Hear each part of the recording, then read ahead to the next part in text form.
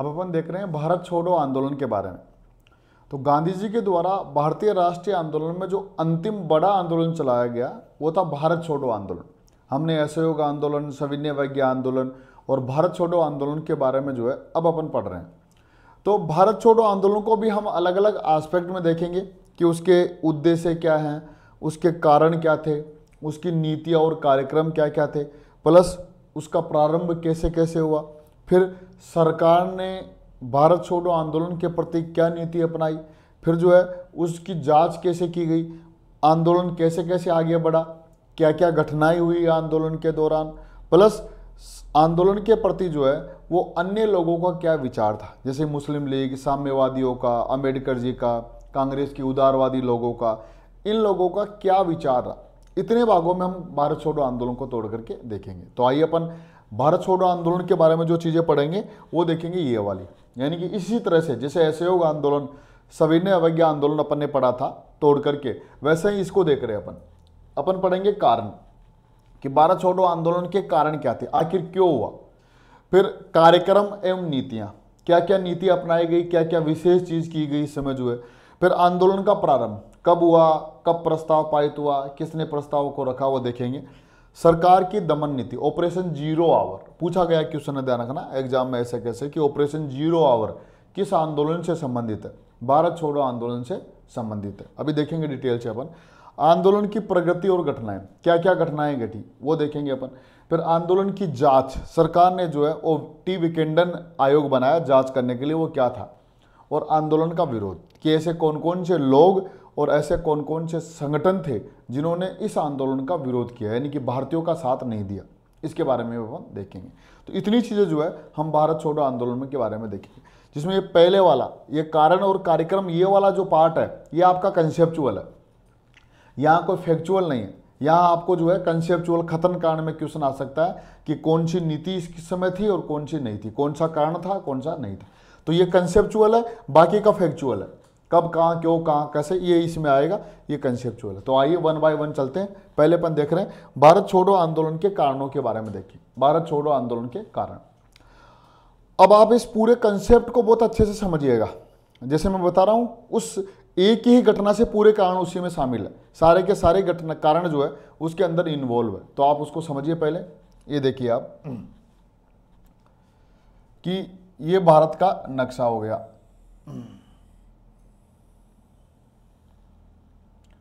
और यहाँ पर जो है ऐसे करके मान लीजिए जो भी जैसे भी बनता है अपने पास में, यहाँ एक जगह पड़ती है उसका नाम है बर्मा, म्यांमार, जो आपने नाम सुना होगा, म्यांमार और बर्मा। और इधर छोटे छोटे बहुत सारे द्वीप है जिनमें इंडोनेशिया है, मलेशिया है, जापान है, इधर सिंगापुर है, ये बहुत सारे जो क्षेत्र है।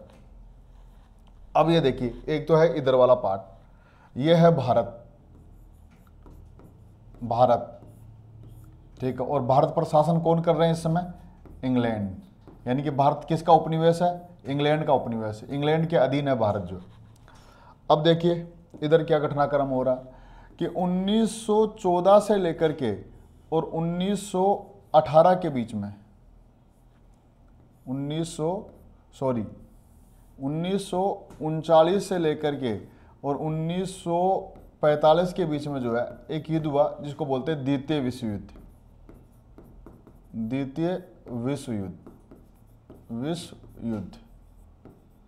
अब इस विश्व युद्ध में जो है एक तरफ जो था वो थे धुरी राष्ट्र या यूं कहें कि अपन मित्र राष्ट्र। एक तरफ मित्र राष्ट्र है, दूसरी तरफ जो है वो धुरी राष्ट्र है, और धुरी राष्ट्रों में कौन कौन थे, रोम, बर्लिन, टोक्यो, यानी कि जर्मनी, जापान और इटली। और तीनों ही जो है तानाशाही ताकतें हैं। और इधर जो है मित्र राष्ट्रों में जिससे अपन को काम है वो है इंग्लैंड। बहुत सारे देश है लेकिन अपन को बात कर रहे हैं, अपन इंग्लैंड की बात कर रहे हैं। अब इस कंसेप्ट को बहुत अच्छे से समझिएगा, पूरी कहानी समझ में आ जाएगी कि गांधी जी ने करो या मरो का नारा क्यों दिया, आखिर क्या परिस्थिति आ गई जिस समय हमको यह आंदोलन चलाना पड़ा। अब देखिए क्या हो रहा, इधर प्रथम विश्व युद्ध चालू हो गया द्वितीय विश्व युद्ध चालू हो गया 1939 से लेकर के 1945 के बीच में द्वितीय विश्व युद्ध हुआ। अब इस द्वितीय विश्व युद्ध से ही भारत छोड़ो आंदोलन का प्रारंभ हुआ। सारी परिस्थितियां जो है इस द्वितीय विश्व युद्ध से ही उत्पन्न हुई थी। अब कैसे देखिए, पहली परिस्थिति क्या है कि जब द्वितीय विश्व युद्ध चालू हुआ तो क्योंकि एक तरफ है धुरी राष्ट्र, एक तरफ है मित्र राष्ट्र। ये जो मित्र राष्ट्र है ये तानाशाही शक्तियां, फांसीवादी, हिटलर है, मुसोलिनी है, जापान है, तानाशाही सैन्यवादी शक्तियां, तो ये तानाशाही शक्तियां फांसीवादी पावर्स है। मित्र राष्ट्र ये जो है अपने आप को लोकतांत्रिक राष्ट्र कहते हैं कि हम लोकतांत्रिक देश हैं। इन दोनों के बीच में युद्ध होगा।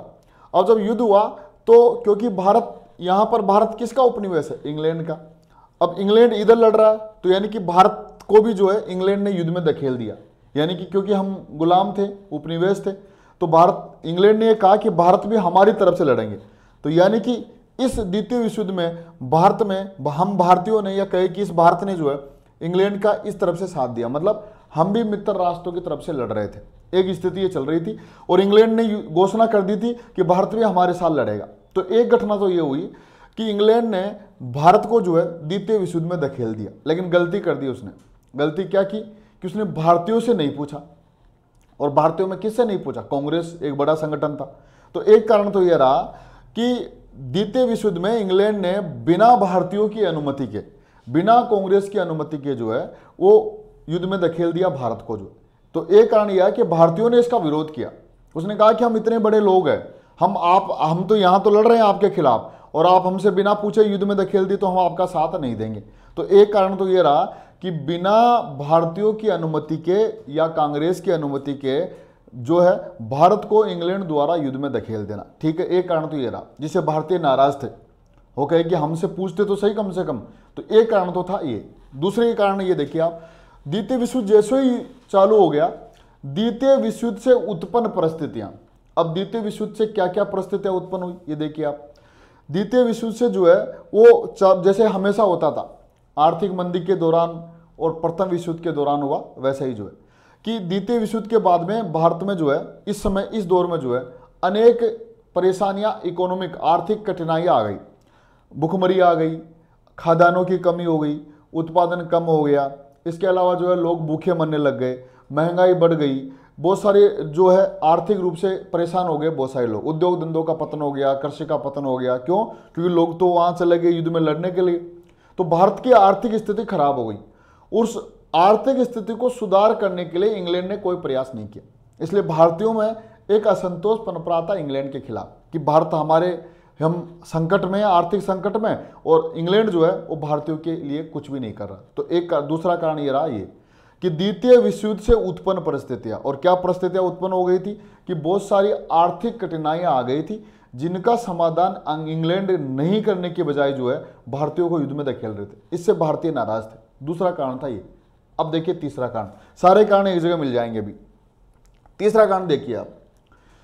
तीसरा कारण यह है कि इस प्रारंभ में जो है अगर आप देखेंगे कि 1945 तक, 1942 से पहले तक, यानी कि 39, 40, 41, 42, ये जो 4 साल थे शुरू के, प्रारंभ में 4 साल जो है वो इनके थे।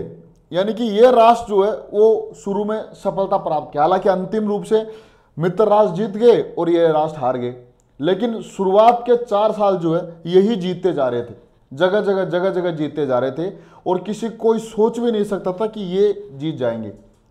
क्यों? क्योंकि जिस तरह से, जितने पावर, जितनी ताकत से ये लोग लड़ रहे थे, जितने जोश के साथ, वो कोई कह नहीं सकता था, सपने में भी नहीं सोच सकता था कि ये लोग हार जाएंगे। तो एक तरफ क्या हो गया कि द्वितीय विश्व युद्ध में जो है लगातार मित्र राष्ट्रों की पराजय। अब इस लाइन को समझिएगा, यहां से कंसेप्ट चालू होगा कि द्वितीय विश्व युद्ध में शुरू में 1942 तक, यानी कि यहां से लेकर के और 1942 तक जो है वो मित्र राष्ट्र धीरे धीरे क्या हो रहे थे, हार रहे थे। फ्रांस तो पूरी तरह से सरेंडर कर चुका था, पूरी तरह से जो है वो अधिकार में आ चुका था, जर्मनी के अधिकार में पूरा सरेंडर हो गया था 1939-40 में।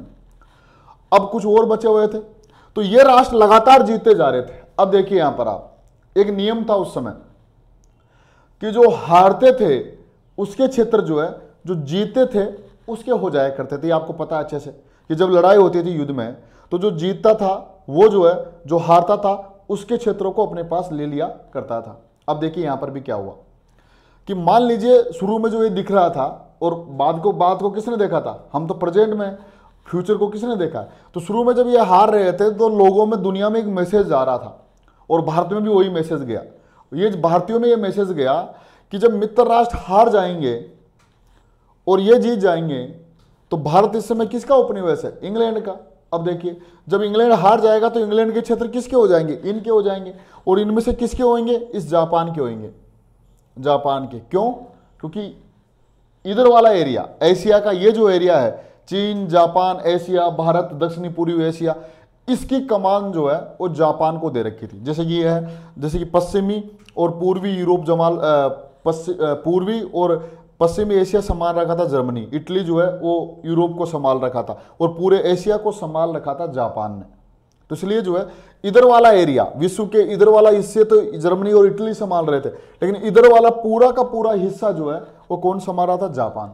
तो अगर मान लो युद्ध में जीतते तो हम किसके अधीन चले जाते, जापान के अधीन चले जाते, और अगर जापान के अधीन चले जाते तो फिर हमारी स्थिति जो वर्तमान में थी उस समय, उससे भी ज्यादा खराब हो जाती, ऐसा मानना था गांधी जी का। क्यों? क्योंकि ये तानाशाही शक्तियां, भले ही ये उपनिवेशवादी हो लेकिन थोड़ा थोड़ा दिखाओ में लोकतंत्र तो है, ये बहुत अधिक तानाशाही थी, बहुत अधिक फांसीवादी थी। इनके अंडर में हम अच्छे से सांस भी नहीं ले सकते थे, बदतर स्थिति हो जाती, जैसे हिटलर ने जर्मनी में और मुसोलिनी ने इटली में की थी वैसे जो।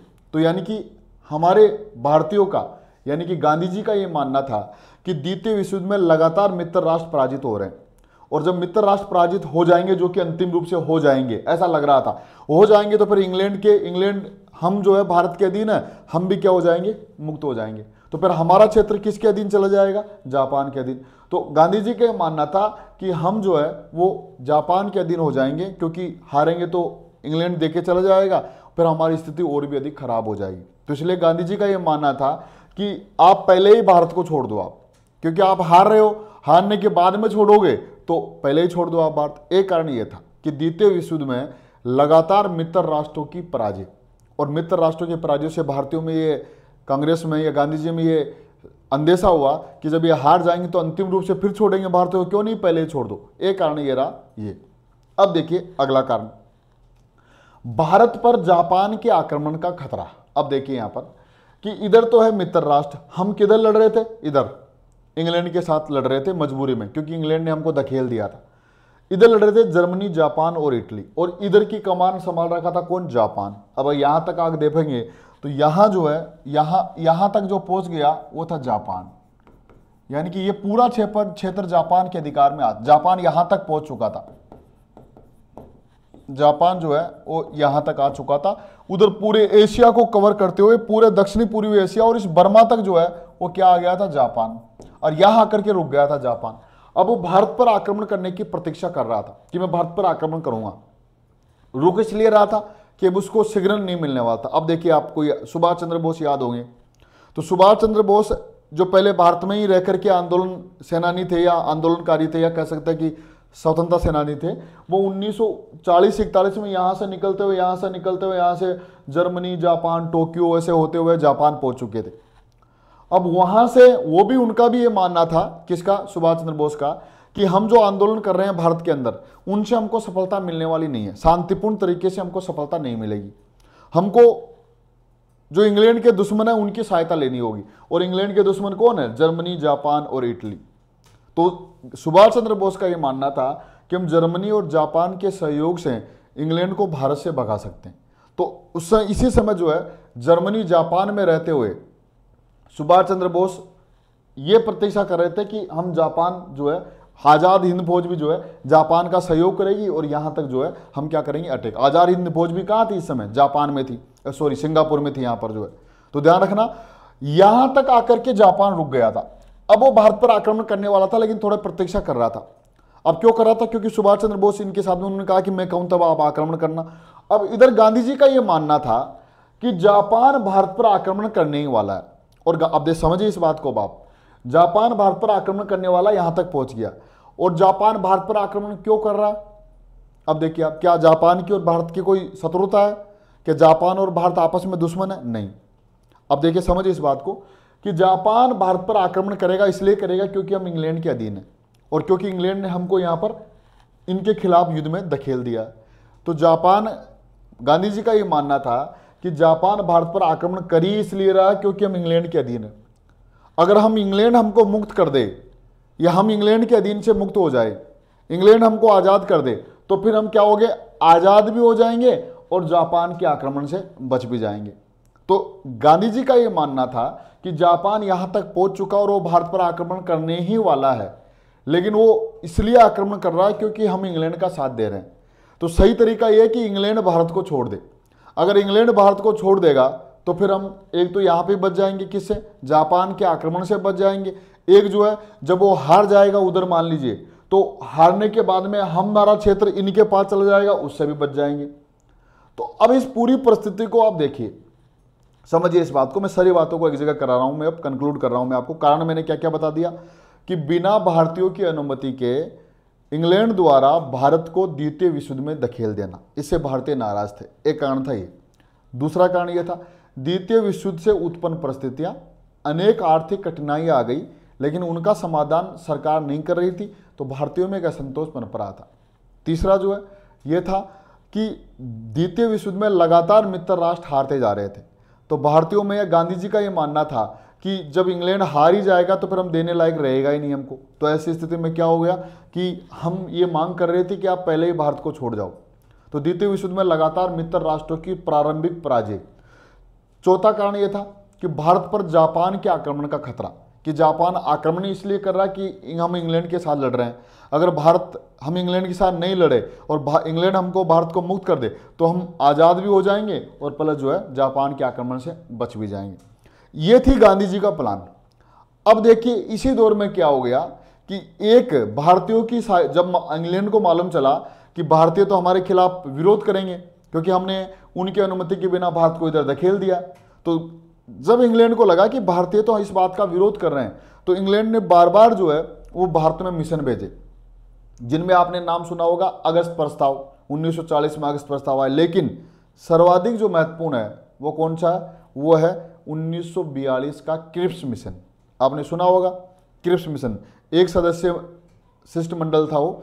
तो सर स्टेफोर्ड क्रिप्स की अध्यक्षता में जो है एक मिशन भारत आया, और वो क्यों आया था, वो भारतीयों का युद्ध में सहयोग लेने के लिए आया था, समझाने आया था भारतीयों को कि आप हमारा विरोध मत करो, आप हमारा सहयोग करो, और आप हमारा सहयोग करोगे तो हम आपको बहुत सारी चीज़ें दे देंगे, आपको संविधान सभा दे देंगे, आपको अपनी इच्छा से जो है शासन व्यवस्था चुनने का अधिकार होगा, आपको जो है एक भारतीय संघ बनाया जाएगा, उसमें शामिल होगे और उसमें आप स्वतंत्र रहोगे। इंग्लैंड आपको धीरे धीरे पूर्ण स्वतंत्र कर देगा, एक संविधान सभा का निर्माण किया जाएगा। ऐसी बातें क्रिप्स मिशन में, अभी हम क्रिप्स मिशन नहीं पढ़ रहे, वो पढ़ेंगे हम अलग से, अभी सिर्फ समझा रहा हूं मैं आपको, सिर्फ उसका नाम देखना अभी। तो यानी कि द्वितीय विश्व युद्ध में जब भारतीयों ने धीरे धीरे विरोध किया, तब जो है मार्च 1942 में, ध्यान रखना आंदोलन शुरू होने से पहले की बात है कि आंदोलन शुरू हुआ अगस्त को, 9 अगस्त को, 8 अगस्त को, 9 अगस्त को प्रारंभ हुआ था। तो आंदोलन शुरू हुआ 8-9 अगस्त में, और ये क्रिप्स मिशन आ गया मार्च में। और क्रिप्स मिशन ने आकर के, सुनिए ध्यान से आप, क्रिप्स मिशन ने आकर के भारतीयों से वादा किया कि आप जो है हमको युद्ध में क्या दो, सहयोग दो, हम इसके बदले में आपको क्या देंगे, संविधान सभा देंगे, आज़ादी देंगे, संघ बनाएंगे, आपको पूर्ण स्वतंत्रता देंगे, ऐसे औपनिवेशिक स्वराज्य देंगे, ऐसी जो है कहा।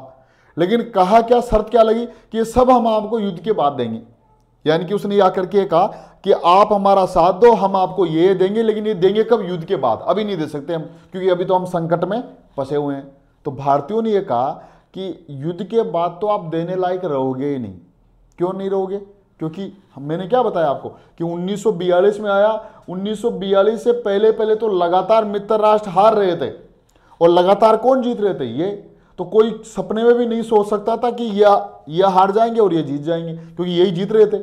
तो जब इंग्लैंड ने यहां आकर के यह कहा क्रिप्स मिशन के माध्यम से कि आप हमारा सहयोग दीजिए, हम आपको बाद में कुछ स्वतंत्रताएं देंगे, लेकिन देंगे युद्ध के बाद, तो भारतीयों ने यह कहा, उनको सुनना ध्यान से, भारतीयों ने यह कहा कि हमको अभी चाहिए, जो भी दो अभी दो, युद्ध के बाद नहीं। क्यों, क्योंकि युद्ध के बाद तो आप देने लायक रहोगे नहीं, जब आप हार जाओगे तो वैसे ही भारत आपके अधीन नहीं रहेगा, तो फिर आप किसको दोगे। इसलिए नोट करना बात को, इसलिए गांधी जी ने जो है क्रिप्स मिशन के प्रस्तावों को जो है वो दिवालिया बैंक का चेक कहा है। जैसे कि बैंक कोई दिवालिया हो जाए और आपको चेक दे और आपको कहे कि मेरे बैंक से जाकर के पैसे निकालो, तो आप नहीं लोगे। क्यों? क्योंकि वो तो दिवालिया हो चुका है। इसको ऐसे समझिए, विजय माल्या का नाम सुना होगा आपने। विजय माल्या मान लीजिए क्या हो गया, सबको पता था इस समय आज भी जो है वो दिवालिया हो गया, उसके खाते बिल्कुल सील है।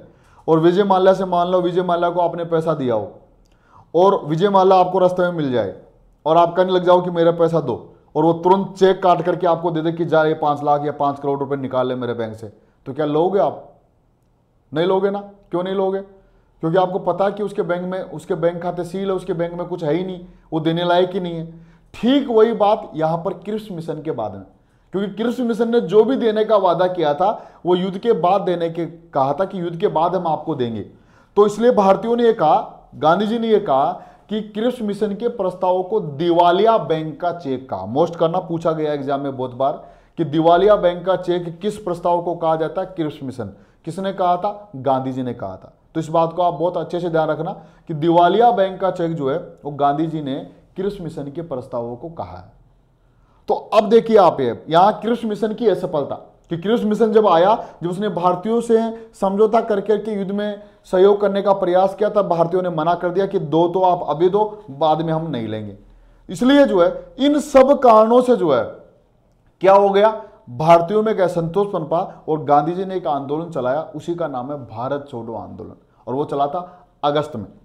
सारी घटनाएं अगस्त में हुई, 7, 8, 9 अगस्त। तो शुरुआत तो जो है घोषणा तो हो गई उसकी 8 अगस्त को, 9 अगस्त को प्रारंभ किया जाना था। तो क्योंकि अगस्त में हुई इसलिए भारत छोड़ो आंदोलन को अगस्त प्रस्ताव भी कहा जाता है। तो ध्यान रखना, ये सारे कारण रहे किसके? भारत छोड़ो आंदोलन के। तभी गांधी जी ने कहा कि ऐसा मौका है, अगर हम इस समय करो या मरो, डू एंड डाई, करो या मरो नहीं करेंगे तो हम जीत करके भी हार जाएंगे। क्यों? इंग्लैंड इधर हार जाएगा तो हम आजाद तो हो जाएंगे, लेकिन इधर किसके अधीन चले जाएंगे? जापान के अधीन। इंग्लैंड नहीं भी हारा तो हम जापान के आक्रमण से नहीं बचेंगे, और जापान के आक्रमण ने तहस नहस कर दिया था इधर। तो अगर हमारे ऊपर आक्रमण होगा तो हम वैसे ही मरने वाले हैं। इसलिए गांधी जी ने कहा कि ऐसा मौका कभी नहीं। मैं आपको एक मंत्र दे रहा हूं, डू एंड डाई, करो या मरो। क्यों? क्योंकि अगर आप अभी कुछ नहीं कर पाए तो फिर आपके पास जो है पाने के लिए कुछ नहीं रहेगा। इसलिए गांधी जी एक अवतार के रूप में कह रहे थे कि डू एंड डाई, करो या मरो। तो पहली बार गांधी जी थोड़े से उग्र स्वभाव के रूप में यहां पर दिखाई दिए। तो ध्यान रखना, यहां पर ये सारे जो है कारण रहे किसके? द्वितीय विश्व युद्ध के। मतलब कि अंग्रेजों द्वारा भारतीयों को द्वितीय विश्व युद्ध में धकेल देना बिना अनुमति के, द्वितीय विश्व युद्ध से उत्पन्न परिस्थितियां, द्वितीय विश्व युद्ध से लगातार मित्र राष्ट्रों की पराजय, द्वितीय विश्व युद्ध में जो है वो भारत पर जापान के आक्रमण का खतरा, और प्लस क्रिप्स मिशन के प्रस्तावों की असफलता और गांधी जी की योजना। गांधी जी की योजना ये कि हमको इसी समय जो है वो भारत को जो है वो छोड़ देना चाहिए इंग्लैंड को। तो इसलिए कहा अंग्रेजों भारत छोड़ो, जापान के लिए नहीं बल्कि भारतीयों के लिए, क्योंकि आप अंततः हारोगे तो जापान के लिए छोड़ के जाओगे, अभी छोड़ दोगे तो हम आजाद हो जाएंगे, हम आजाद भी हो जाएंगे, आपका साथ भी देंगे और प्लस जापान के आक्रमण से बच भी जाएंगे। तो यही था भारत छोड़ो आंदोलन। तो ये कंसेप्ट था, यहां से कोई फैक्चुअली क्वेश्चन नहीं आने वाला, यहां से कंसेप्चुअल क्वेश्चन आने वाला। तो इस प्रकार भारत में भारत छोड़ो आंदोलन के कारण जो है वो ये रहे, जो मैंने बोला अभी आपको बताया। इन कारणों से जो है वो गांधी जी ने भारत छोड़ो आंदोलन चलाया। बिना अनुमति के ब्रिटेन द्वारा भारत को युद्ध में धकेल देना, इससे भारतीय नाराज हुए। द्वितीय विश्व युद्ध में युद्ध से उत्पन्न परिस्थितियां, आर्थिक कठिनाइयां उत्पन्न हो गई, लेकिन सरकार उसका समाधान नहीं कर पा रही थी, इससे भी भारतीय नाराज थे। भारत पर जापानी आक्रमण का खतरा कि जापान बर्मा तक पहुंच चुका था और आक्रमण करने ही वाला था। और क्यों करने वाला था? क्योंकि हम इंग्लैंड के उपनिवेश थे और हम उधर लड़ रहे थे इंग्लैंड के साथ में। दूसरा, द्वितीय विश्व युद्ध में मित्र राष्ट्रों की क्रमशः पराजय, लगातार मित्र राष्ट्र पराजित हो रहे थे, तो फिर इंग्लैंड को वैसे ही छोड़ना था। तो गांधी जी ने कहा कि आप पहले ही छोड़ जाओ, हारोगे तब छोड़ोगे और हार जाओगे तो हम किसी और के अधीन चले जाएंगे, तो अच्छा आप पहले ही छोड़ दो। दूसरा, इसलिए तो गांधी जी ने कहा था कि अंग्रेजों भारत छोड़ो, जापान के लिए नहीं बल्कि भारतीयों के लिए छोड़ो। गांधी जी की योजना, यही जो मैंने बताया प्लान पूरा, ये गांधी जी का था कि अगर आप बाद में छोड़ोगे तो पहले ही छोड़ दो, बाद में छोड़ोगे तो हम किसी दूसरे के गुलाम हो जाएंगे जापान के, अभी छोड़ दोगे तो हम आजाद हो जाएंगे। 1942 के क्रिप्स मिशन की असफलता। तो 1942 में क्रिप्स मिशन आया और उसने जो वादे किए वो युद्ध के बाद देने के वादा किया। इसलिए गांधी जी ने यह कहा कि युद्ध के बाद तो आप देने लायक रहोगे ही नहीं, तो जब रहोगे नहीं तो आपके ये प्रस्ताव है ये क्या है? उत्तर दिवालिया बैंक के उत्तर दिनांकित चेक। तो पोस्ट दिवालिया बैंक के चेक है, ये गांधी जी ने कहा। तो इस प्रकार नोट करके एक लाइन और लिख लेना आप यहां पर कि नोट करके, हम यहां कृष्ण मिशन नहीं पढ़ रहे हैं, ध्यान रखना। कृष्ण मिशन के प्रस्तावों को दिवालिया बैंक का चेक का, दिवालिया बैंक का चेक किसने कहा? ये कहा गांधी जी ने। गांधी जी ने कहा। और क्यों कहा?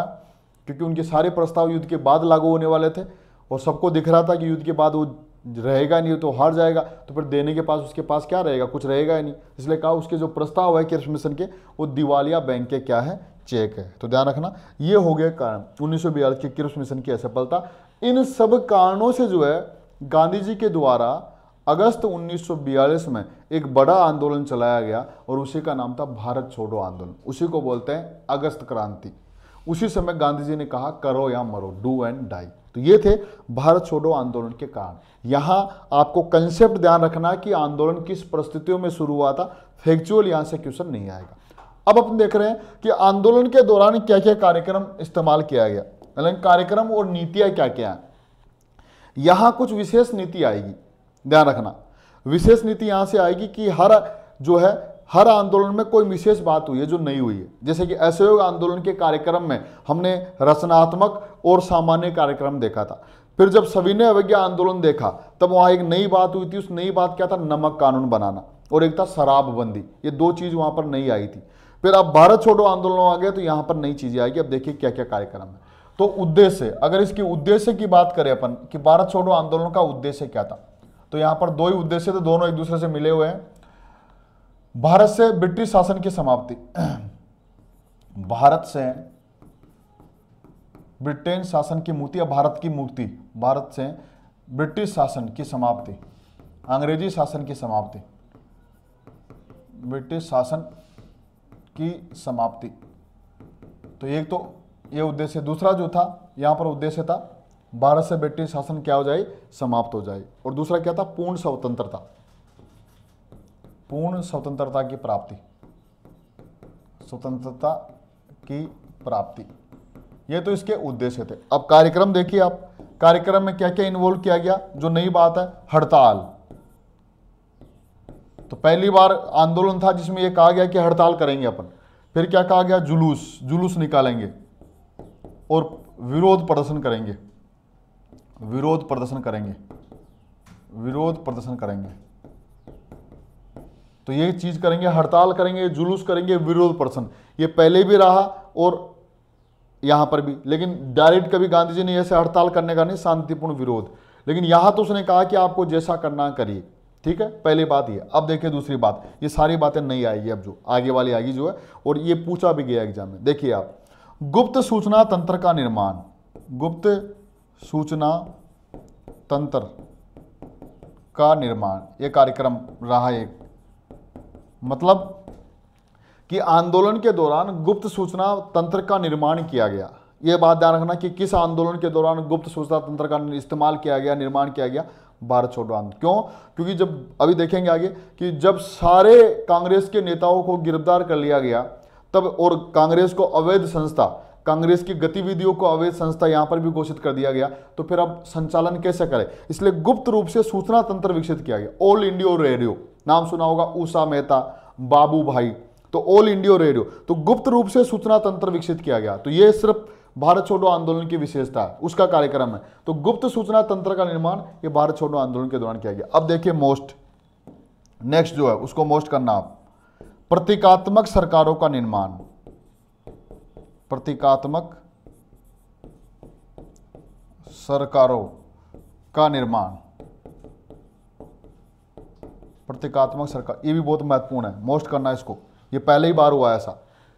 सिंबॉलिक गवर्नमेंट, प्रतीकात्मक, समानांतर, इसको बोलते हैं समानांतर सरकारों का निर्माण, प्रतीकात्मक सरकारों का निर्माण। जैसे कि मान लीजिए आप इसको ऐसे समझिए, 1947 में भारत आजाद हुआ, हमने 1946 में एक अंतरिम कैबिनेट मंत्र बनाया, यानी कि अंतरिम मंत्रिमंडल बनाया।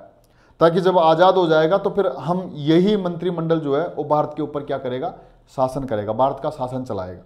ठीक वैसे ही यहाँ पर समानांतर कि सबको ऐसा लग रहा था कि अब तो भारत आज़ाद हो ही गया, होने ही वाला है, तो अलग अलग क्षेत्रों में अलग अलग क्या बन गई, प्रतीकात्मक सरकारें बन गई। देखेंगे अपन, पढ़ेंगे आगे कहाँ कहाँ। बलिया चीतू पांडे में बनी, तामलुक की जातीय तामलुक की सरकार बनी, इसके अलावा सतारा की सरकार बनी, इसके अलावा जो है कोरपुट की सरकार बनी।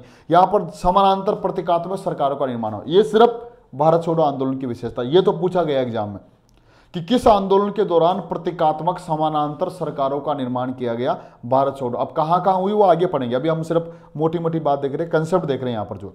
फिर जो है यहाँ पर क्या हुआ कि रेलवे सरकारी संपत्ति को नुकसान पहुंचाना,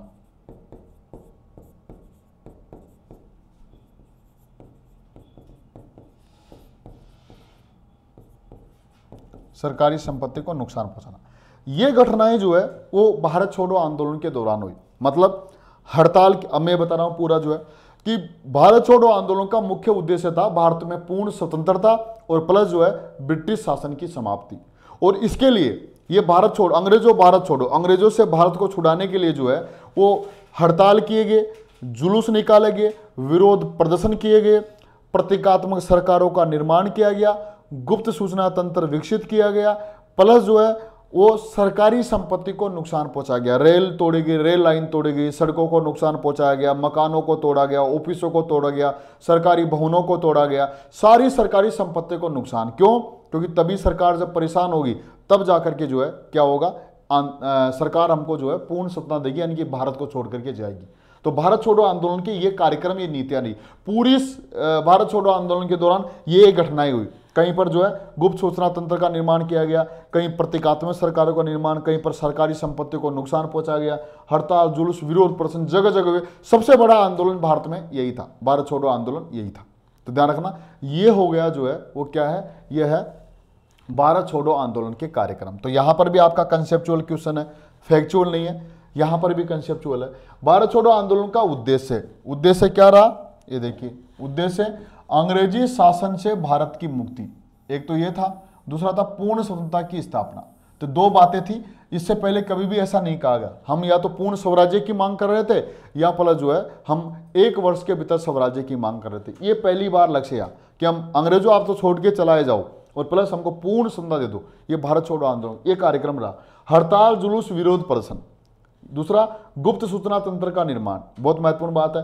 प्रतीकात्मक, दोनों को मोस्ट कर देना, ये काम पहली बार हुआ था इसलिए जो है। प्रतीकात्मक सरकारों का निर्माण, भारत छोड़ो आंदोलन। सरकारी संपत्ति को नुकसान पहुंचाना, सरकार से पूर्ण असहयोग करना, किसी भी मामले में सहयोग मत करो आप सरकार से, क्योंकि वो समय आ गया जब हम आज़ाद होने वाले हैं।